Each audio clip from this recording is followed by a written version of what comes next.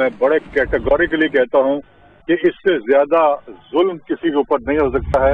Article 10A को जिस तरह से फ्लाउट किया गया है, बिल्कुल ऐसी बात है कि जैसे कि किसी के फंडामेंटल राइट को टोटली इग्नोर कर दिया जाए। एक शख्स जिसका स्टेटमेंट रिकॉर्ड करे बगैर उसको फांसी की सजा दे दी जाए, ये एक ऐसा अमल है कि जिसके अंदर के कोई चाहे जुडिशल जजमेंट ही क्यों ना हो, उसमें कोई माफी की गुंजाइश नहीं है। यही जनरल मुशर्रफ, इसने शहबाज शरीफ को और चौधरी निसार को, इसने उनको प्रेजेंटेशन दी जब ये कमांडर आर्मी चीफ था और नवाज शरीफ की हुकूमत थी। इसी जनरल मुशर्रफ ने कहा कि अल्ताफ हुसैन हिंदुस्तान के लिए काम कर रहा है, रॉ का एजेंट है, और जब तक अल्ताफ हुसैन है पाकिस्तान के अंदर कभी अमन नहीं हो सकता, कराची में कभी अमन नहीं हो सकता, कराची में कभी कानून कायम नहीं हो सकता। और यही जनरल मुशर्रफ है, ये अल्ताफ हुसैन के अब पैर पकड़ता है अपनी कुर्सी के लिए।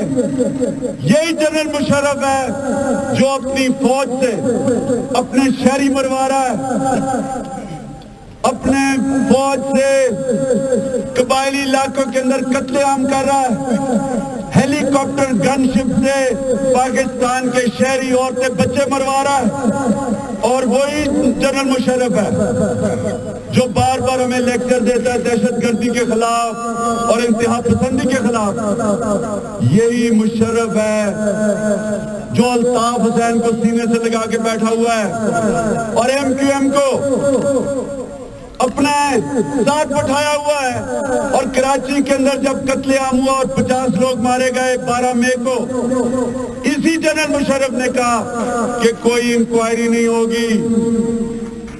इसलिए कहा कि अगर इंक्वायरी होती, उसके अंदर 2 लोग पकड़े जाने थे, एक अल्ताफ हुसैन और दूसरा जनरल मुशर्रफ।